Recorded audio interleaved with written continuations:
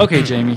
Let's transition from that train wreck of your answers to our lights. You want to do that? Yes, and I'm going to recover greatly. Okay, go for it. Because I'm spot on with all my lights this week. Okay, so my red light out of the gate is this came up at the Emmys this week because I saw 3 people sporting this look. I'm going to red light shaving part of your head. Sure. I would like all women that are listening, I want you to go out to your friends and talk to them. I want this to be a conversation we have at dinner tables and around an end table. Like, I want us to all have conversations about how we are not going to shave part of our head. Miley Cyrus, Demi Lovato, Kesha, Rihanna. Last night at the Emmys, it was Kelly Osbourne, who, by the way, has a tattoo that you now can see on her scalp that says stories, as if that's where she labeled it so that you could store them there. Like, it's horrible. And then Natalie Dormer from Game of Thrones. Like, listen, she can do whatever she likes. She's got the hall pass for all eternity, Jamie. No. And what I love is her hair is so long. Like, she hid it for 3 months and people didn't even know. She Natalie Dormer shaved her head for Mockingjay. Mm-hmm. And she hid it because her hair is so long. But then she like pulled that mother back and was like, look at my shaved head. I look crazy. But the one who came out was Malin Ackerman, who was on Trophy Wife that was on ABC, and who was in what's the creepy superhero movie? Watchmen? Oh yeah, the Watch. The comic? The Watchmen? Is that a thing? I'm refusing to Google it, so I don't know. We'll just find out. Right. That's right. Elizabeth Hyman can tell us. Yes, we were called out by Elizabeth Hyman this week asking if we did not have access to Google. But we're moving so fast, yeah. Elizabeth. We don't have time to Google things. So here's the thing. When I saw that if you go on the Cosmo website, Cosmopolitan magazine, if you go on their website, there's an actual article called 5 Ways to Deal with Growing Out Your Shaved Side Head. Sure. That's not okay, y'all. That's not okay. There is nothing good. Nothing good comes from. I mean, look at Miley Cyrus. She did a lovely thing at the VMAs by bringing attention to homeless youth. But yet she still had that stupid shaved side head. It's dumb. It looks so bad. So basically what you're saying is only guys can shave their head, right? Only guys can shave their head. Right. I mean, think about, like, definitely not your whole head. Like, do we remember Natalie Portman and Demi Moore, who shaved their whole head? Right. Or Karen Gillan, who did it for Guardians of the Galaxy. Like, she looked so bad. So you want equality for women, but not with hair, basically. Oh, okay. Nope. That's fair. That's totally fair. Yep. My red light is you see people, I don't want to drudge this up again, like, it's people using issues as like a megaphone for their opinions. Like, I saw people whining about the Academy's send-off or like memorial thing to Robin Williams, like saying you're free Genie, and they're like, that's stupid. Suicide's not, it's like, they're just saying goodbye. Like, don't make everything a thing. Like, don't make everything a thing. Don't. And like, if I have another white mommy blogger tell me what it's like to be black in Ferguson, like, come on, guys. Maybe don't. I know maybe you have opinions, and that's great, and please convey them. But at a certain point, you need to hand the mic over to the people who have actual perspective and context on things. So I don't know. That is so rude of you. There are white women everywhere who really feel passionately about being a black person. What's wrong with you?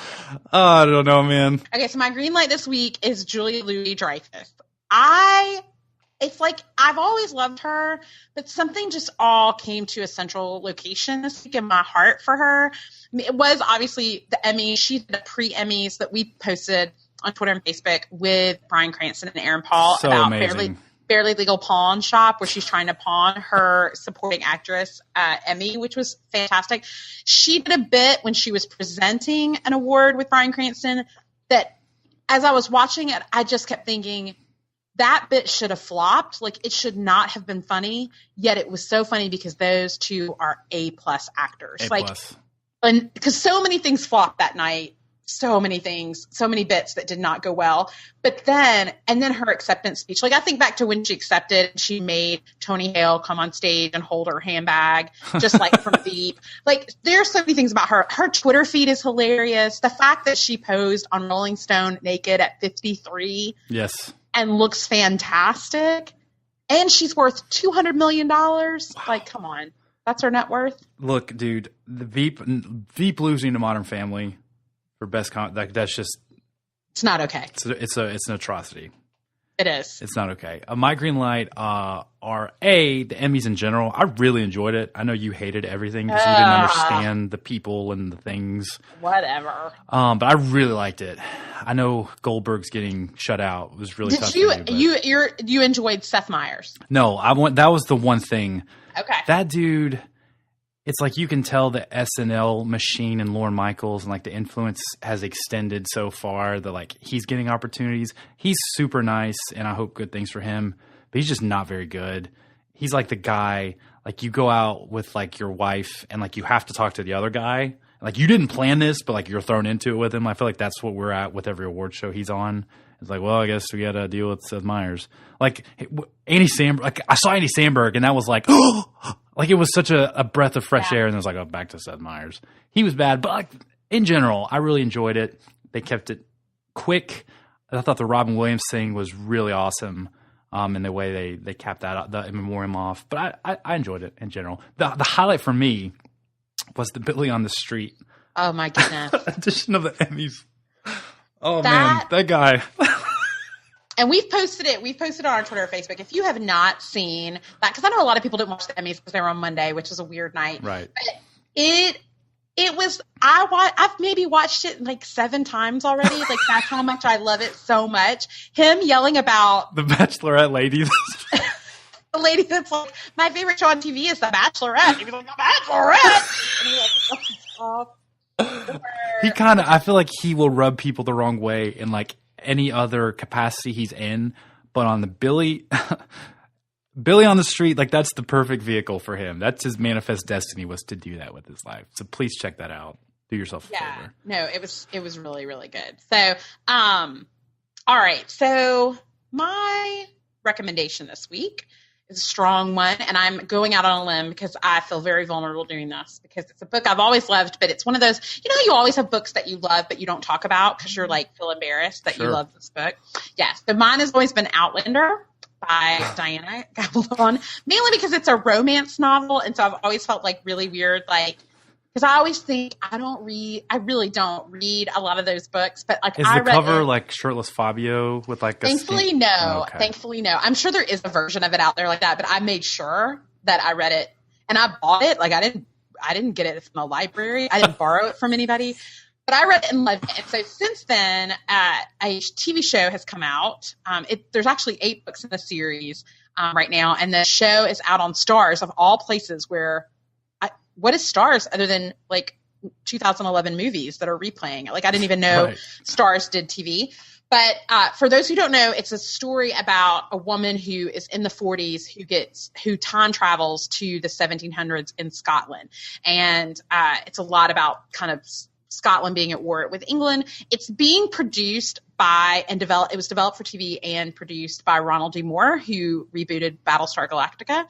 And so I've watched 3 episodes so far. It's pretty fantastic. For those who don't have Stars, if you will message me, I'll tell you how you can watch it without having to add Stars to your package. But it's really good. The book is fantastic. It has some moments. It's still Stars, so there's occasionally some boobage. So you have to be aware of that if that's a struggle for you. And so, and you can watch the premiere on Stars YouTube channel, so you can watch the first episode for free. Okay, very cool. We'll have to check that out. My recommendation is actually something that a listener tweeted us last week in response to where we got the news. And it's called the Skimm, and it was mentioned to us by Brina. Is that yes? By Brina.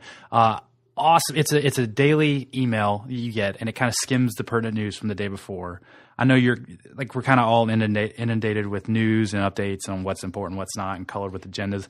It's just straight ahead. Here's what happened yesterday. Here's what you need to know about it. It's awesome. It comes every morning. I cannot recommend it highly enough. And thanks to @bybrina for recommending that for us. Yes, I will high five that as well. Like I was also introduced to it because of her, and so we love it so much. It just takes out all the noise. Absolutely. It's fantastic. Well, Jamie, I think that is going to do it for this episode of the podcast. I think you and we forgot to mention earlier, but we're going to start. We want you to subscribe to our YouTube channel. because we're going to start filling it with some content and curating it with some favorite videos. I know we talked about Beyonce at the in our beginning conversation. So if you didn't see her full super feminist performance, kick it there and you'll be able to watch it in all her feminist glory. I also will post videos of Drew Barrymore in her best roles so that you can see those and be amazed. And it'll be a super short list. So you can go to youtube.com/popcastpod and see all our favorite links. Yep. As well as our clips breaking down this episode from this week. That's right. Okay. I think that's going to wrap us up, Jamie. All right, so please make sure if you see our clips, which they will be on our YouTube channel and we'll post them on Twitter and on Facebook, please feel free to spread that love around. We would love it if you would share your favorite moments from the podcast with your friends and followers. It would mean the world to us. I'm Jamie Golden. You can find me on Twitter at Jamie's Rabbits or at my blog, jamiesrabbits.com. And I am Knox McCoy. You can find me on Twitter at Knox McCoy, my blog, knoxmccoy.com. Or if you really want to do it, you can go to facebook.com. Find my Facebook fan page and like it, and you'll get updates and everything since I'm bringing that back. So please think about doing that. Okay, thanks for listening. See you guys next week. Bye, guys.